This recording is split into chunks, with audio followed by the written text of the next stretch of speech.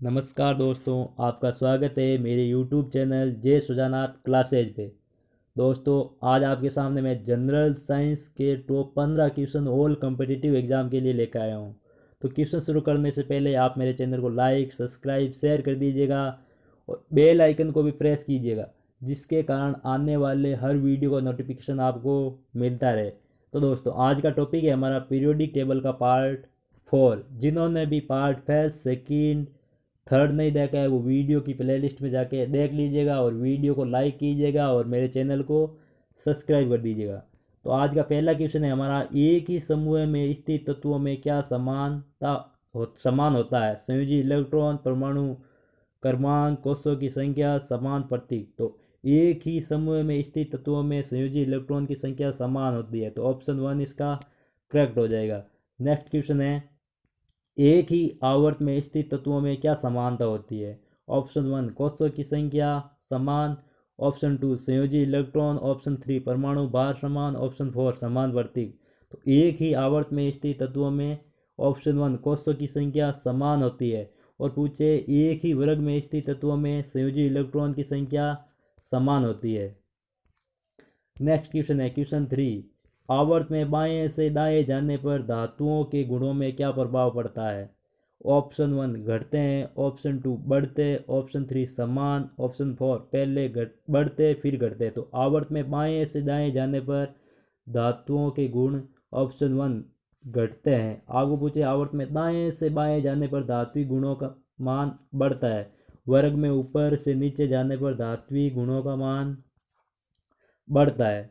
Next question question 4, आवर्त में बाएं से दाएं जाने पर आयनिक ऊर्जा में क्या प्रभाव पड़ता है? ऑप्शन 1 आयनिक ऊर्जा बढ़ती है, ऑप्शन 2 स्थिर रहती है, ऑप्शन 3 घटती है, ऑप्शन 4 नन ऑफ दीज। तो आवर्त में बाएं से दाएं जाने पर आयनिक ऊर्जा का मान बढ़ता है, ऑप्शन 1 इसका करेक्ट हो जाएगा। नेक्स्ट क्वेश्चन है क्वेश्चन 5, समूह में ऊपर से नीचे जाने पर परमाणु आकार में क्या प्रभाव पड़ता है? ऑप्शन 1 बढ़ता है, ऑप्शन 2 घटता है, ऑप्शन 3 स्थिर रहता है, ऑप्शन 4 पहले घटेगा फिर बढ़ेगा। तो समूह में ऊपर से नीचे जाने पर परमाणु आकार का मान बढ़ता है। अब पूछे आवर्त में बाएं से दाएं जाने पर परमाणु आकार का मान घटता है।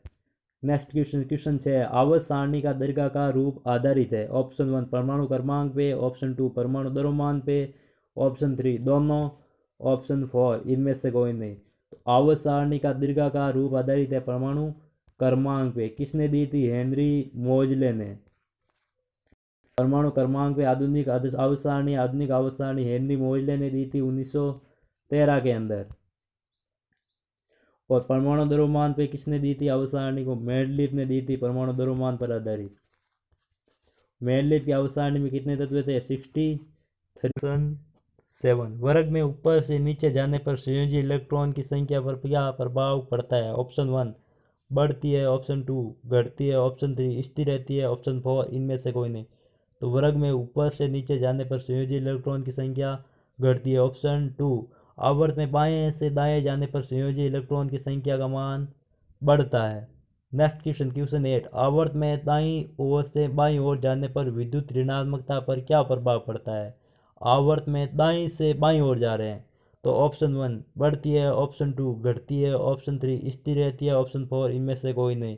तो आवर्त में दाईं ओर से बाईं ओर जा रहे हैं तो विद्युत ऋणात्मकता ऑप्शन 2 घटती है। अगर आवर्त में बाईं ओर से दाईं ओर जा रहे हैं, बाईं ओर से दाईं ओर जा रहे हैं तो विद्युत ऋणात्मकता मान बढ़ेगा। अगर दाईं ओर से बाईं ओर जा रहे हैं तो विद्युत ऋणात्मकता का मान घटेगा, ऑप्शन 2 इसका करेक्ट हो जाएगा। नेक्स्ट क्वेश्चन है, संक्रमण तत्वों के बाह्यतम कोष में कितने कोष अपूर्ण रहते हैं? तो संक्रमण तत्वों के बाह्यतम कोष में 2 कोष अपूर्ण रहते हैं। नेक्स्ट क्वेश्चन है क्वेश्चन 10, आंतरिक संक्रमण तत्वों के बाह्यतम कोष में कितने कोष अपूर्ण रहते हैं? Option 1 2, option 2 3, option 3 4, option 4 1। तो आंतरिक संक्रमण तत्वों के बाह्यतम कोष में 3 कोष अपूर्ण रहते हैं, ऑप्शन 2 इसका करेक्ट हो जाएगा। नेक्स्ट क्वेश्चन है, 17वें वर्ग के तत्व क्या बनाते हैं? ऑप्शन 1 लवण, ऑप्शन 2 ऐसक, ऑप्शन 3 दोनों, ऑप्शन 4 इनमें से कोई नहीं। तो 17वें वर्ग के तत्व ऑप्शन 1 लवण बनाते हैं। 17वें वर्ग को तत्व को क्या बोलते हैं? हेलोजन। नेक्स्ट क्वेश्चन है क्वेश्चन 12 है, 16वें ग्रुप के तत्व बनाते हैं। ऑप्शन 1 लवण, ऑप्शन 2 ऐसक, ऑप्शन 3 दोनों, ऑप्शन 4 इनमें से कोई नहीं। तो 16वें वर्ग के तत्व ऐसक बनाते हैं और 16वें वर्ग के तत्व को चालकोजन बोला जाता है, चालकोजन। 17वें ग्रुप के तत्व लवण बनाते हैं, 17वें ग्रुप के तत्व को हेलोजन बोला जाता है। नेक्स्ट क्वेश्चन है, वे तत्व जिसका संयोजी इलेक्ट्रॉन पी उपकोष में आता है तो वे किस ब्लॉक का तत्व है? Option 1 S, option 2 P, option 3 F, option 4। तो वह तत्व जिसका संयोजी इलेक्ट्रॉन पी उपकोष में आता है वह पी ब्लॉक का तत्व है। ऑप्शन 2 इसका करेक्ट हो जाएगा। नेक्स्ट क्वेश्चन है, धातु ऑक्साइड होते हैं।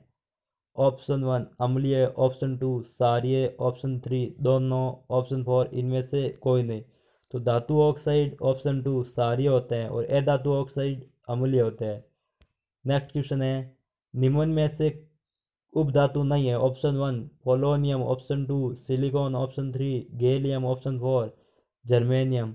तो ऑप्शन 3 इसका करेक्ट हो जाएगा। गैलियम उपधातु नहीं है, गैलियम एक धातु है। तो दोस्तों मेरे चैनल को लाइक, सब्सक्राइब और शेयर कीजिएगा और बेल आइकन को प्रेस कर दीजिएगा। हम वापस क्वेश्चन रिपीट करें एक बार। क्वेश्चन है कि एक ही समूह में स्थित तत्वों में क्या समान होता है? तो ऑप्शन 1 इसका करेक्ट हो जाएगा, संयोजी इलेक्ट्रॉन की संख्या।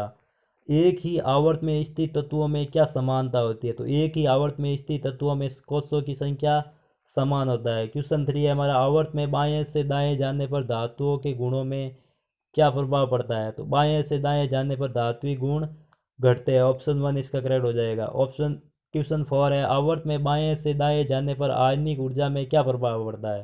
तो आयनिक ऊर्जा का मान बढ़ता है। ऑप्शन 1 इसका करेक्ट हो जाएगा।